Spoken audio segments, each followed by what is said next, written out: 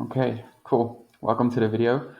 Guys, so today's video is all about the five figure Zen, and basically a form of like inverse thinking when it comes to your online coaching business or your fitness coaching business, and really being able to understand five, six to seven figures Zen. Because if you understand the things that you should not do, you can focus on the things that you should be doing. Now, basically, as you guys can see here, I put here, it's basically a Charlie Munger way, a Charlie Munger technique, a mental model, if you want to call it that, something I learned from Charlie Munger. But the point being is, what not to do as a fitness coach, right? Because a lot of people always are trying to figure out what the next big thing is, what they should be doing, the next big app that they should be creating, or their next thing, right?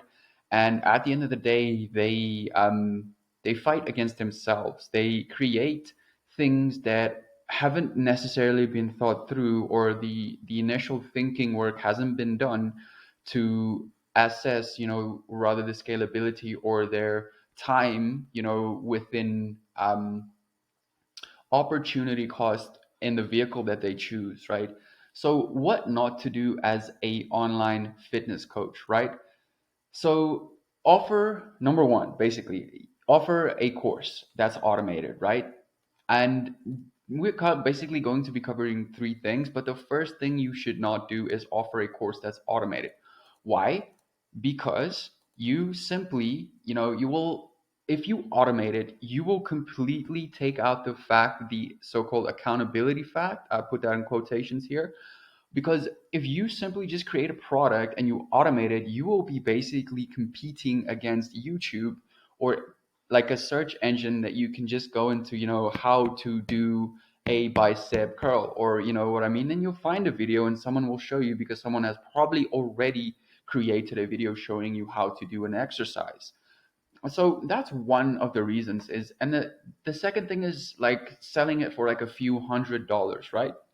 Now, what do I mean with this is because once you step into that market and you start competing here, the thing is you will be competing against so many people, so many different, like, maybe an influencer might be selling his, a little whack, like, possibly like an info product, or a product that he is pricing at such a low point, because and we will get to this, he has all these eyeballs to work off of, a million plus eyeballs, and he's just using that model, selling it to them, right? Now, you obviously do not want to be competing in that space, because it's going to take you an exceptional amount of time if you want to like go on the influencer route and you're not yet at a million plus followers to use this model. And I just do not recommend you taking this path, because you will basically be allocating so much of your time in trying to grow your following, trying to, get all of these people to like your shit. And at the end of the day, that's not what's going to help you in your business in scaling and growing as what you can. You know what I mean? So now, what I put here is, so this makes it super hard to convince the potential client to buy your stuff. So let's quickly go over here what I put here. Competing against, well, basically YouTube, because you can you can Google within that search. You can search within the search engine, either YouTube or Google, and you can simply find like these exercises and things that I talked about. So going over, sorry. So going over this point here is basically the problem. The problem is that there is no accountability, as I stated, and that comes along with the video. You just basically copy pasting this video and selling it to a bunch of people, that will lead to crappier results, because at the end of the day, you're just copy and pasting a course that you've created, a video based course. You're giving it to people, and you're completely removing the fact that, or forgetting, and you're removing it though, but you're forgetting the fact that humans thrive off of interaction with each other, right? This is how relationship gets built, and this is how, when you throw in accountability factor and you throw in the actual relationship that you're building, that those are some of the building blocks you want to focus on to produce the amazing results that you so say that you are good with, or that you help people, maybe lose weight, you are a boxing coach, or whatever the situation might be. So the second big mistake I see people making is they create an app, and basically they think that, because it looks so shiny, because they've seen so many other, also again, influencer people go out and they create an app and they think, yeah, no, this is what I need to do. Most definitely, if I reach that level, I'm going to get a tech guy, I'm going to get some cool ideas together. It's going to be so cool. It's going to be photos of me looking shredded. There's going to be like easy access to all of these workouts. Man, it took me so much time to put these workouts together. It's going to be so much easier to handle for me, but really at the end, not. So let's look at why. So most fitness professionals follow the monkey see, monkey do model, and I say that with respect. I'm not saying that to attack people. I say this because simply they don't understand the model when it comes to an app and the work that goes into the app and maintaining the app, because your app will break a lot and it really doesn't always work as what you want it to work, and there is extra work regarding that, and you have to hire a tech guy. If your app breaks, you won't simply know how to fix it because you're not the tech guy. And this will take so much of your time, right? So as I said here, they follow the monkey see, monkey do model and think because Chat Flex, their favorite influencer has this app, that's the thing that they need to be doing, and that's simply not the truth. So they fall for the shiny object syndrome, as I've stated, because the app is everything they think they need, or they think they need to provide to their clients or their customers to enable them to have the best results. And they really think about the accountability factor. And basically, at the end of the day, that's also not there, because you can simply just decide not to look at your app today. You can simply just decide to switch off your app, or your app might break and all your accountability goes down the drain, right?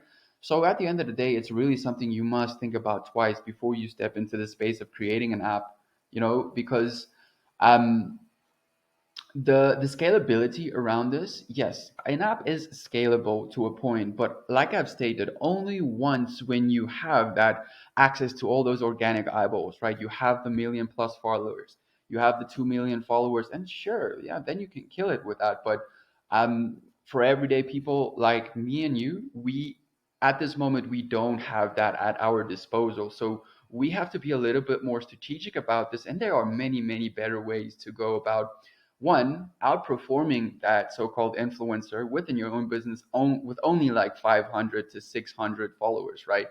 And that's the magic of understanding the five figure to seven, well, let's just say what it is, 5, 6 to 7 figures then.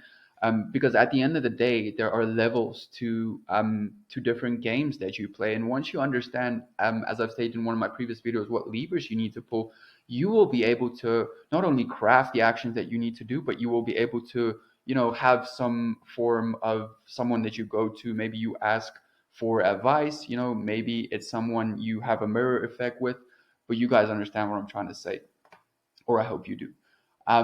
But then let's see at this next thing I said here, the eyeballs willing to buy. For an example, if these people, if you don't have enough people, like a million plus people that are, willing to buy anything you put out, I mean, you put out your underwear for sale, and you have those mad raging fans that are just willing to buy your damn underwear for like $1,000, then that model is not for you. And as I said that with all the respect in the world. So what you basically, so as okay, let me just move on here, see what I haven't touched on. So, okay, so like I said, I don't advise competing for the scraps, right? Because at the end of the day, if you're going to be trying to price your app as low as possible, right, you need more eyeballs. The more eyeballs you can pump in there, you will be able to obviously make a little bit more sales. But the point being is that your $1 app, um, you know, it won't work if you only have this, like, let's say you have 20,000 followers on your account, right? And you think the best thing for you to do is, or rather, let's say you have like less than 1,000, but you think the best thing for you to do is to create an app.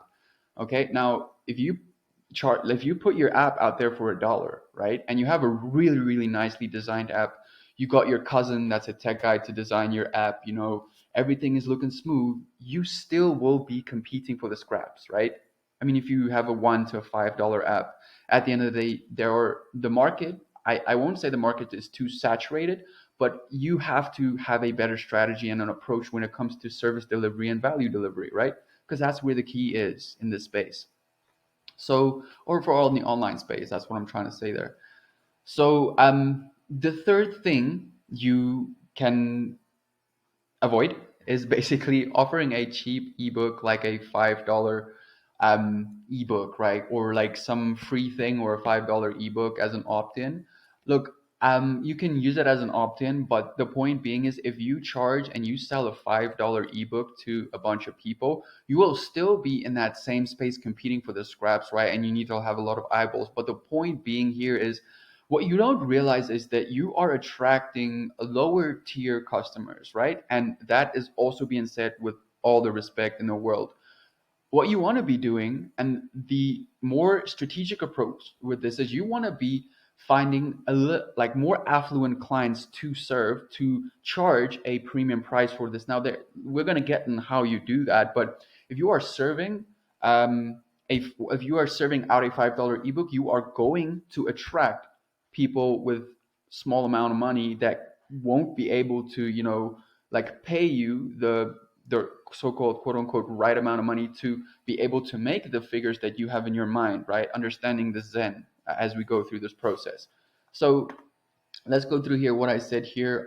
Offering a cheap ebook like $5. I mean, you're not helping or serving anyone really, because at the end of the day, like I most people just simply does not even finish a 40-page ebook. They will read a bunch of pages and they will skip through it. They'll find something, they'll maybe do it one day, they'll maybe do it the next day, but there is no consistency, no accountability, no consistency. There is none of the factors within the value delivery that you have covered within this, and that's simply why your results will suck ass, and that is why you do not want to basically follow this cheap ebook, what you want to put out, because these are things I see on a regular basis, and I do not want you to make the same mistake.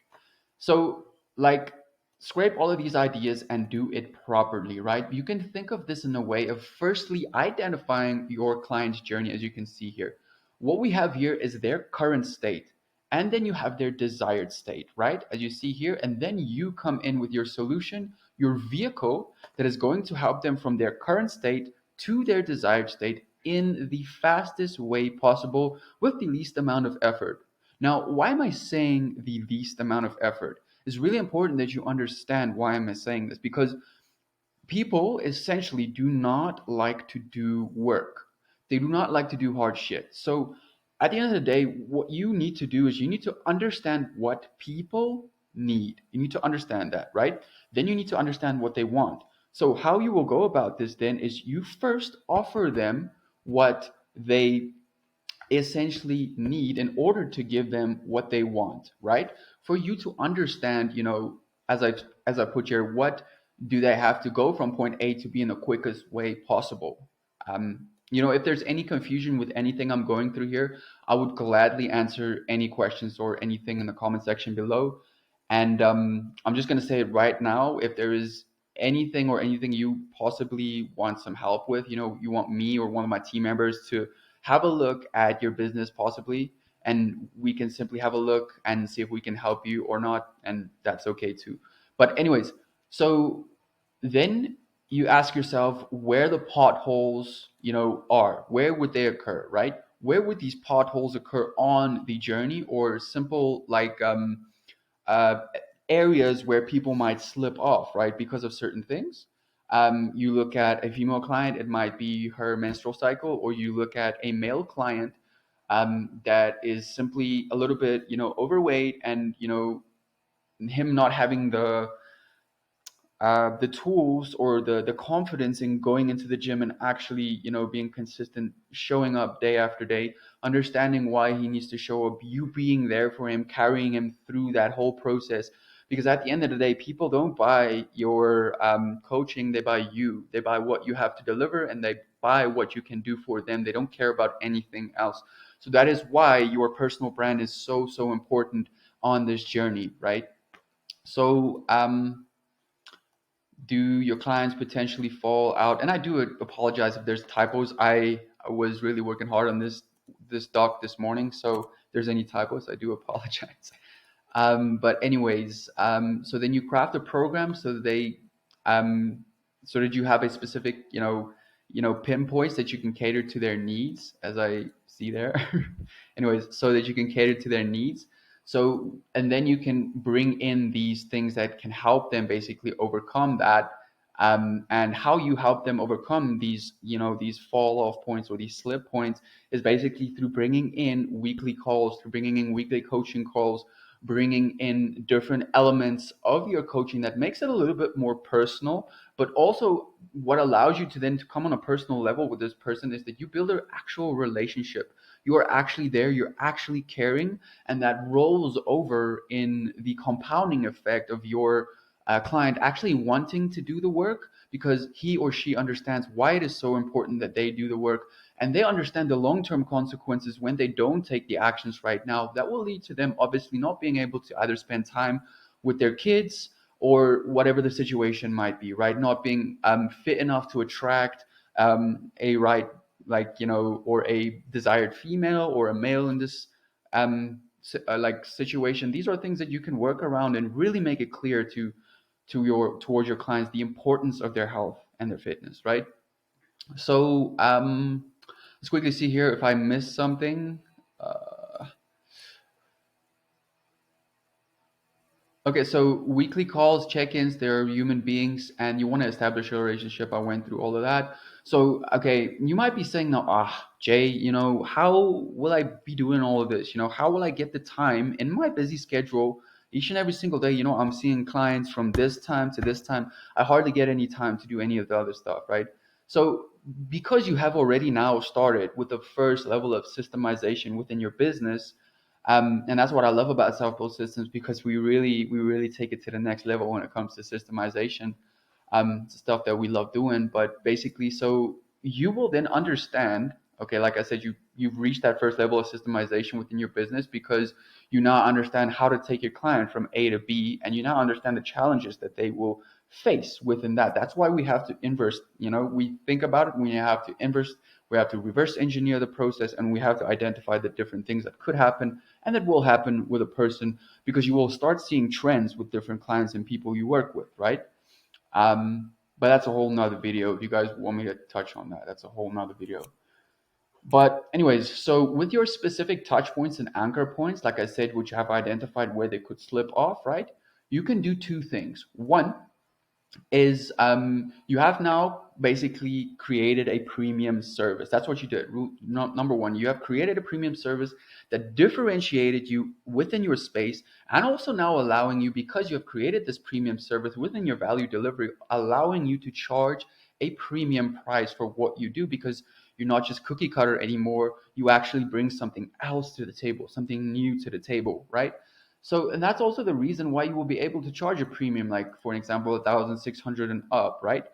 And with like $1,600 and up, to not get that, messed up. So the point being is that the more psychologically humans, the higher your price, right? Psychologically, humans will view it in this way, that the higher your product is priced, the more value will be derived off of your product, which then would also lead to your clients paying more attention and becoming better students in the process, because hey, they've put up $1,600, they're going to pitch up, they're going to show up, because they have this physical and emotional investment now, because they actually put money into your thing. They are ready now to go and do the work, because I can guarantee you, someone that pays $20 for a product and someone that pays 1,500 or 1,600 for a product, this person will be the person that pays more attention, because they put money down, a lot of money down, right? And at the end of the day, they are the hungry, and they are the people willing to invest, and they will be the better students in the long run. And it's also the same thing I put here. If you're gonna go out and buy, or rather you buy your girlfriend a Gucci bag, right? That's like, let's say that was 1,500, right? And you buy your girlfriend a Gucci bag, and you give her this bag, she's gonna appreciate that a lot, right? But if you go out and buy her a $20 bag, let's not say it's even name branded, it's a $20 no name branded bag, she is not going to appreciate that as much as she would appreciate the Gucci bag. Now, you might disagree with me here, But please understand that the human psychological factors of why people buy stuff and how they derive value solely comes off of this point, right? Um, I hope that makes sense again. So you okay, so you no longer have to convince 100 people to buy your 60 to $150 coaching package per month. You can now focus on a small amount of people and you can focus on delivering value, and so your time also gets cut in half because you're always running around now. Now things have become a little bit more calm. You understand how your value delivery is supposed to be, and you understand how you're going to get your client from A to B in the quickest time possible and deliver the best results possible. So, and then obviously also you charge a premium for that.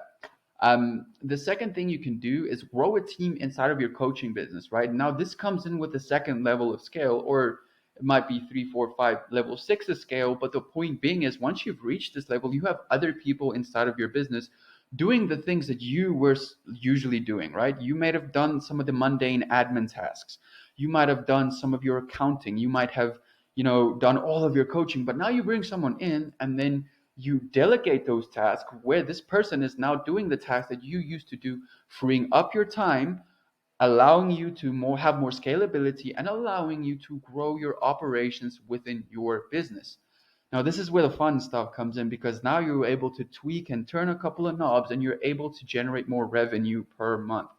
Now, this is only if you want to do this. I am not like making this video for people who do not want to grow, who do not want to, do a little bit of a bigger thing with their life, who do not want to, go out there and help more people grow something of substantial value. I'm speaking to the people who are hungry. I'm speaking to the people who just wants a little bit of light into someone showing them, hey, bro, look, this is how you do it. Don't worry, keep doing your thing, but follow X, Y, and Z. And I know if you execute and you do this for a like extended amount of time, this is no quick fix. This is something that you invest and that you invest an extended amount of time and energy into it to reach a level where you're able to scale. Um, and really I hope this helps. If you want me or one of my team members to, like I've said in the previous section, to have a little bit of a deeper look at your business to see how we can possibly help you at Selfbolt to go to the next level, within systems and infrastructure within your business to create your first 5, 10 to 20K month, then we will gladly do that. You can simply just click the link below, in the description below. If this is on YouTube, if this is on Instagram, you can simply click the link in my bio, and you'll be able to find a booking link, and you'll be able to book a call with me or with one of my team members, and we will see how we can serve you best. So, guys, I hope this has been, like I said, of help to you. And yeah, I go through this video more than once because I promise you, if you understand how to think about these things and you follow this sequential flow, it will make a difference within your business. So, I hope you have a beautiful day.